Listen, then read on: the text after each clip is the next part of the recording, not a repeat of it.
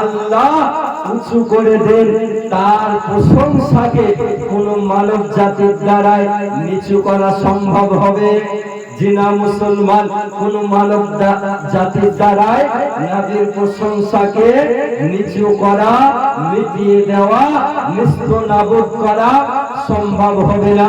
আপনাকে আমি একটু বিস্তারিত বলতে চাই যে নবীর প্রশংসা আজকে কোথা থেকে মিটাবে। আপনি যদি আজানে দেখেন নবীর প্রশংসা, নামাজে যদি দেখেন নবীর প্রশংসা, ইকামতে যদি দেখেন নবীর প্রশংসা, আজকে হজে যদি দেখেন নবীর প্রশংসা, আজকে বুখারীতে যদি দেখেন নবীর প্রশংসা, মুসলিমে যদি দেখেন নবীর প্রশংসা, ইবনে মাজাতে যদি দেখেন নবীর প্রশংসা, নাসাইতে যদি দেখেন নবীর প্রশংসা, তিরমিজিতে যদি দেখেন নবীর প্রশংসা, আজকে আসমানে যদি দেখেন নবীর প্রশংসা, জমিনে যদি দেখেন নবীর প্রশংসা, মসজিদে যদি দেখেন নবীর প্রশংসা, মাদ্রাসায় যদি দেখেন নবীর প্রশংসা, লৌহে কালামে যদি দেখেন নবীর প্রশংসা, এক কথায় কসম খোদার নিকটে যদি দেখেন তো নবীর প্রশংসা। আগে কিছু মানুষ ওই নবীকে আমাদের মতো বলে আখ্যায়িত করতেছে। আমাদের মতো মানুষ, আপনাদের মতো মানুষ ওই নবীর সম্মান কেমন করতে হবে, তো এরা বলতেছে যে বড় ভাইয়ের যেমন সম্মান করতে হয়, বড় ভাইয়ের যেমন সম্মান করতে হয়, এতটুকু সম্মান নবীর। নাউযুবিল্লাহ বলে যে ব্যক্তি নবীর সম্মানকে, নবীর ইজ্জতকে, নবীর ইহতিরামকে বড় ভাইয়ের মতো মনে করে, তাহলে ভাবতে হবে ও মুসলমান নয়, মুসলমান থেকে বেরিয়ে গিয়েছে। আপনাকে আমি বলতে চাই ইসলাম জগতের প্রথম খলিফা হযরত আবু বকর সিদ্দিক নবীকে আমার মতো বলেননি। ইসলাম জগতের দ্বিতীয় খলিফা উসমান গনি, উমর ফারুক নবীকে আমার মতো বলেননি। ইসলাম জগতের তৃতীয় খলিফা উসমান গনি নবীকে আমার মতো বলেননি। ইসলাম জগতের চতুর্থ খলিফা হযরত শেরে খোদা, মুশকিলে কুশা, হায়দারে কাররাত, সাহিবে জুলফিকার, ফাতিহে খাইবার নবীকে আমার মতো বলেননি। ইসলাম জগতের পঞ্চম খলিফা ইমামে হাসান নবীকে আমার মতো বলেননি। ইমামে হুসাইন নবীকে আমার মতো বলেননি। সাহাবীগণ নবীকে আমার মতো বলেননি। তাবেঈনগণ নবীকে আমার মতো বলেননি। সালফে সালিহিনগণ নবীকে আমার মতো বলেননি। ইমামে আযম নবীকে আমার মতো বলেননি। ইমামে শাফি নবীকে আমার মতো বলেননি। ইমামে মালিক নবীকে আমার মতো বলেননি। ইমাম আহমদ বিন হাম্বল নবীকে আমার মতো বলেননি। যত সাহাবাগণ রয়েছে, ইমামগণ রয়েছে, নবীকে আমার মতো কেউ বলে আখ্যায়িত করেনি। কিন্তু এই 1400 শতাব্দীর মহামূর্খ আজকে নবীকে আমার মতো বলে আখ্যায়িত করতেছে। যে নবীকে আবু জাহেল আমার মতো বলেছিল, আবু লাহাব নবীকে আমার মতো বলেছিল। তাহলে বলুন মুসলমান, যারা নবীকে আমার মতো বলে তারা কাদের দলের লোক? আবু জাহেলের দলের লোক, আবু লাহাবের দলের লোক, উতবা শুয়াইবা দলের লোক। আবু বকর সিদ্দিকের দলের লোক হতে পারে না, উসমান গনির পক্ষের লোক হতে পারে না। যারা বেধর্মী নবীকে আমার মতো বলে আখ্যায়িত করেছে তাদের দলের লোক। তাহলে ভাবতে হবে যে কাফেরের পক্ষ কাফের নিতে পারে আর মুসলমানের পক্ষ মুসলমান নিতে পারে। তো জাহান্নামের মধ্যে সব থেকে বেশি মহিলাগণকে দেখে। তো নবী আমার হযরত আলী মুর্তজা, ফাতেমাতুজ জাহরা রাদিয়াল্লাহু তাআলা আনহুমা নবীর সঙ্গে সাক্ষাৎ করতে গেলেন। তো নবী আমার মুসাল্লায় বসে এত কান্না করছেন, নবীর দাড়ি মুবারক ভিজে গিয়েছে। তো হযরত শেরে খোদা মুশকিলে কুশা হায়দারে কাররার আলী জিজ্ঞাসা করেন, ইয়া রাসূলুল্লাহ, ইয়া হাবিবাল্লাহ, আপনি কান্না কেন করতেছেন? তো নবী আমার এত কান্না করছেন যে হযরত আলীকে উত্তর দিতে পারেন না, এত কান্না করছেন। তো ফাতেমাতুজ জাহরা রাদিয়াল্লাহু তাআলা আনহা জিজ্ঞাসা করেন, ইয়া রাসূলুল্লাহ, ইয়া হাবিবাল্লাহ, আপনি কি কারণে কান্না করতেছেন? তো নবী আমার বলেন, ফাতেমা শোনো, যখন আমি আল্লাহর সঙ্গে সাক্ষাৎ করতে যাই, আল্লাহর সঙ্গে দিদার করতে যাই, তো সব থেকে বেশি জাহান্নামের মধ্যে মহিলাকে দেখি। আর জাহান্নামের মধ্যে 6 রকমের মহিলাকে 6 রকমের শাস্তির মধ্যে দেখেছি। ওই দেখার পর আমি কান্না করতেছি। তো হযরত ফাতেমাতুজ জাহরা রাদিয়াল্লাহু তাআলা আনহা জিজ্ঞাসা করলেন, ইয়া রাসূলুল্লাহ, ইয়া হাবিবাল্লাহ, ওই মহিলাগণ জাহান্নামের মধ্যে কি অবস্থায় ছিল? তো নবী আমার বলেন, সর্বপ্রথম যখন আমি মহিলাকে একজন দেখি, ওই মহিলার চুলগুলোকে জাহান্নামের তীরে টেনে দেওয়া হয়েছে, আর নিচে জাহান্নামের আগুন দাও দাও করে জ্বলতেছে। আল্লাহু আকবার বলেন। এত ভয়ানক আযাব, এত ভয়ানক শাস্তি তে নবী আমার দর্শন করছেন। দ্বিতীয় মহিলাকে নবী আমার দেখেন যে তার জিভকে জাহান্নামের তীরে পেরেক দিয়ে টেনে দেওয়া হয়েছে, এই রকম অবস্থায়। তৃতীয় মহিলাকে নবী আমার জাহান্নামে দেখেন এই অবস্থায় যে তার দুই হাতকে জাহান্নামের ওয়ালে, জাহান্নামের দেওয়ালে পেরেক মেরে টেনে দেওয়া হয়েছে। যখন 4 নাম্বার মহিলাকে নবী আমার জাহান্নামে দেখেন এই অবস্থায় যে তার স্তনকে জাহান্নামের তীরে টেনে দিয়েছে। আর 5 নাম্বার মহিলাকে নবী আমার এই অবস্থায় দেখেন যে তার অর্ধেক শরীর সাপের মতো আর অর্ধেক শরীর শূকরের মতো। 6 নাম্বার মহিলাকে নবী আমার জাহান্নামে দেখেন তার শরীর অর্ধেক সাপের মতো আর অর্ধেক শরীর কুকুরের মতো। হাফিজ শামসুদ্দিন আলাইহি রহমা একজন ব্যক্তি কবরস্থানের নিকট দিয়ে চলে যাচ্ছিলেন। তো কবর থেকে একটা শব্দ ভেসে আসছে যে আমি জীবিত রয়েছি, আমাকে বের করো।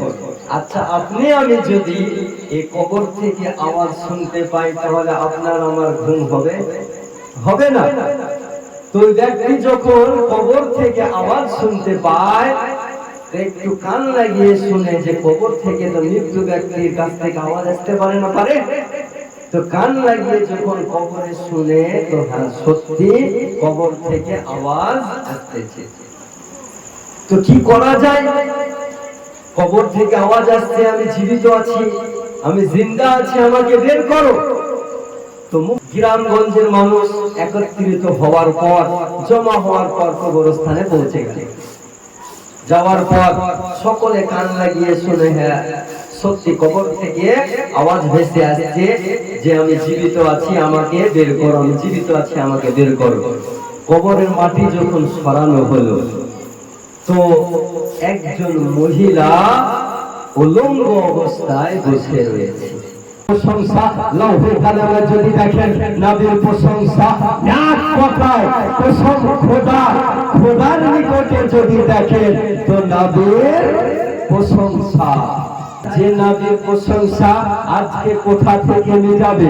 আপনি যদি আজানে দেখেন নবীর প্রশংসা, নামাজে যদি দেখেন নবীর প্রশংসা, ইকামতে যদি দেখেন নবীর প্রশংসা, আজকে হজে যদি দেখেন নবীর প্রশংসা, আজকে বুখারী যদি দেখেন নবীর প্রশংসা, মুসলিমে যদি দেখেন নবীর প্রশংসা, ইবনে মাজাতে যদি দেখেন নবীর প্রশংসা, নাসাইতে যদি দেখেন নবীর প্রশংসা, তিরমিজিতে যদি দেখেন নবীর প্রশংসা, আজকে আসমানে যদি দেখেন নবীর প্রশংসা, জমিনে যদি দেখেন নবীর প্রশংসা, মসজিদে যদি দেখেন নবীর প্রশংসা, মাদ্রাসায় যদি দেখেন নবীর। এখন এক শ্রেণীর ব্যক্তি সোশ্যাল মিডিয়ায় আদা জল খেয়ে কোমর বেঁধে নেমেছে যে নবীর প্রশংসাকে কিভাবে খাটো করা যায়, নবীর প্রশংসাকে কিভাবে নিচু করা যায়।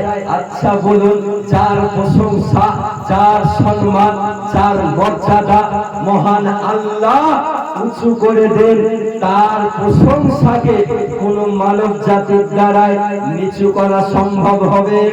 জিনা মুসলমান কোন মানব জাতির দ্বারাই নবীর প্রশংসাকে নিচু করা, মিটিয়ে দেওয়া, নিস্তনাবুদ করা সম্ভব হবে না।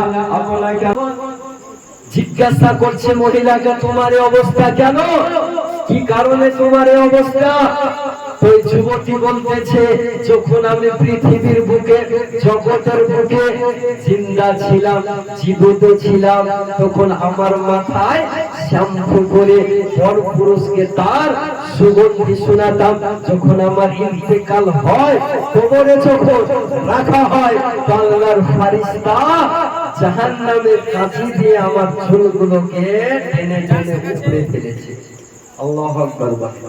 এত ভয়ানক আযাব, এত ভয়ানক শাস্তি। যখন তার মুখের কাপড় সরানো হয়, তখন তার ঠোঁট নেই, বড় বড় দাঁত দেখতে পাওয়া যায়। তাকে জিজ্ঞাসা করা হলো, তোমার এই অবস্থা কেন? তুমি তো দুনিয়াতে অতি সুন্দরী ছিলে, যুবতী ছিলে। তো মহিলা বলতেছে, যখন আমি পৃথিবীতে জীবিত ছিলাম, তো আমি একরকম নয়, দুই ঠোঁটে দুই রকমের লিপস্টিক ব্যবহার করতাম।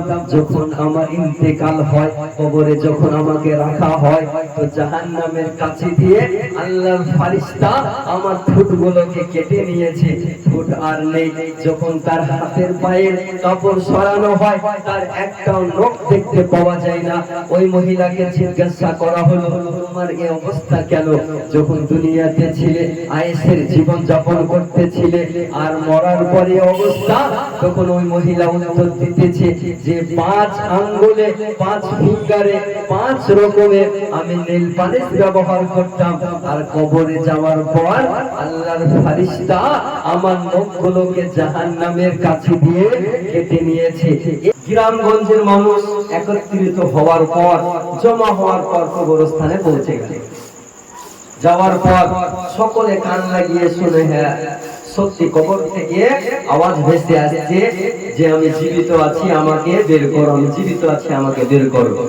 কবরের মাটি যখন সরানো হলো, তো একজন মহিলা উলঙ্গ অবস্থায় বসে রয়েছে। উলঙ্গ অবস্থায়, কাপড় নেই, কাপড় শেষ হয়ে গিয়েছে। ভাবতে অবাক লাগে যে কবরে যাওয়ার পর তখন আর কাফন আপনার থাকবে না। যদি আপনি ভালো কর্ম করেন, তাহলে আপনার কাফন হয়ে থাকবে। তো মহিলা বলতেছে যে আমার শরীরে কোনো কাপড় নেই, কোনো পোশাক নেই, আমার অমুক জায়গাতে বাড়ি, আমার বাড়ি থেকে আমাকে পোশাক নিয়ে এসে দাও, আমি পোশাক পরিধান করব। যখন তাকে বলা হলো যে মানুষ যখন তার পোশাক নিয়ে এসে তাকে দেওয়া হলো, সে পোশাক পরিধান করে বাড়ির দিকে ছুটতে আরম্ভ করলো। গ্রামগঞ্জের মানুষ কবর থেকে যখন মানুষ ছুটতে আরম্ভ করে তো পিছিয়ে পিছিয়ে সবাই আরম্ভ করে নাকি গো? পিছিয়ে পিছিয়ে সকলে ছুটতে আরম্ভ করলো। দুরূদ শরীফ পড়ুন আল্লাহুম্মা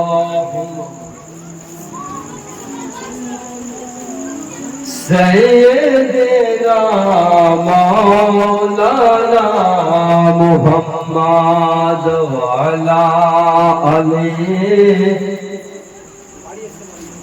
মাওলানা আল্লাহুম্মা সাল্লি আলা সাইয়্যিদিনা মাওলানা মুহাম্মদ ওয়া আলা আলিহি সাইয়্যিদিনা মাওলানা মুহাম্মদ সাল্লাল্লাহু আলা মুহাম্মাদিন সাল্লাল্লাহু মুহাম্মদ হরদম ज़ुबान से निकालो पाक नामे मुहम्मद हरदम ज़ुबान से निकालो शफीआना मुहम्मद सल्लल्लाहु ताला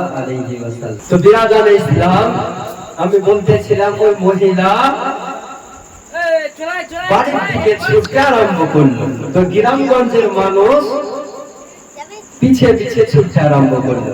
ওই মহিলা তার বাড়িতে গিয়ে ঘরের মধ্যে প্রবেশ করে শিকল ঘরের ভেতর থেকে লাগিয়ে দিল। গ্রামের মানুষ পিছে পিছে যেতে আরম্ভ করলো।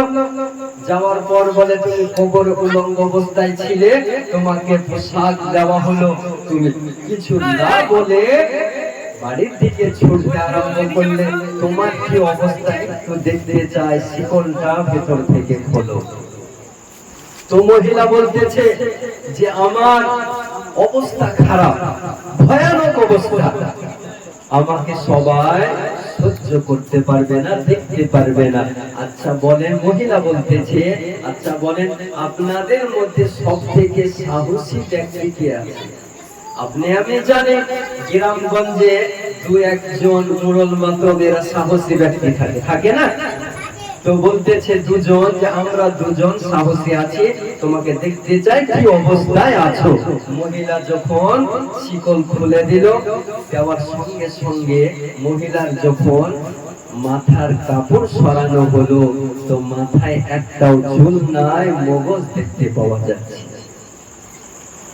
সেই জনগণ এই কারণে আমার আলা হযরত বলতেছে, মিট গয়ে মিটতে हैं मिट जाएंगे आधा तेरा, मिट गए मिटते हैं मिट जाएंगे आधा तेरा, ना मिटा है ना मिटेगा कभी चर्चा तेरा। ওই নবীর প্রশংসাকে নিচু করা সম্ভব হবে না। আজকে যদি কোনো মোল্লা, কোনো মুন্সি নবীর প্রশংসাকে মিটিয়ে দিতে চায়, তাহলে সর্বপ্রথম কোরআনকে মিটিয়ে দিতে হবে।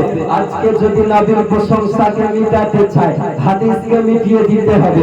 আজকে নবীর প্রশংসাকে যদি মিটাতে হয়, বুখারীকে মিটিয়ে দিতে হবে।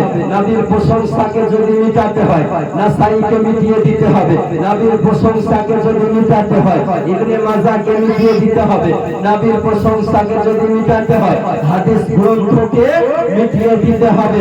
আজকে যদি নবীর প্রশংসাকে মিটাতে হয়, মাদ্রাসা মসজিদকে মিটিয়ে দিতে হবে। আজকে যদি নবীর প্রশংসাকে মিটাতে হয়, তাহলে আরশে আজিমকে মিটাতে হবে। এক কথায় নবীর প্রশংসাকে যদি মিটাতে চায়, তাহলে খোদাকে মিটিয়ে দিতে হবে। আর খোদাকে মিটানো কোন মানব জাতির দ্বারাই সম্ভব নয়। ফেরেশতা বলে, আল্লাহ পরওয়ারদিগারে আলাম, কি কারণে এই ব্যক্তির কবরের শাস্তিকে হালকা করে দেওয়া হচ্ছে, কম করে দেওয়া হচ্ছে? তো আল্লাহ বলেন, ফেরেশতা মণ্ডলীগণ শোনো, তুমি যদি আজকে এর কবরের শাস্তিকে কঠিন করে দাও, হার্ড করে দাও, মুশকিল করে দাও, তাহলে এর সন্তান কোরআন মাজিদ পড়তে জানে। যখন কোন সন্তান নিজ মা বাবার নামে সূরা ইয়াসিন পড়ে, সূরা ফাতিহা পড়ে, চার কুল পড়ে নিজ মা বাবার নামে দোয়া করে, তখন আল্লাহ সেই সন্তানের দোয়াকে সঙ্গে সঙ্গে কবুল করে নেয়, সঙ্গে সঙ্গে। তাহলে আপনাদের আমাদেরকে নিজ সন্তানকে কোরআন শিক্ষা দিতে হবে না, হবে না? হবে। যেমন আমরা দায়িত্বশীলতার সঙ্গে ইংলিশ পড়াই, বাংলা পড়াই, অনুরূপ ভাবে আমাদের সন্তানকে কোরআন শিক্ষা দিতে হবে, যেন কবরে গিয়ে আমাদের শান্তিময় একটি জায়গা হয়। জোরে নারা লাগা, নারে তাকবীর।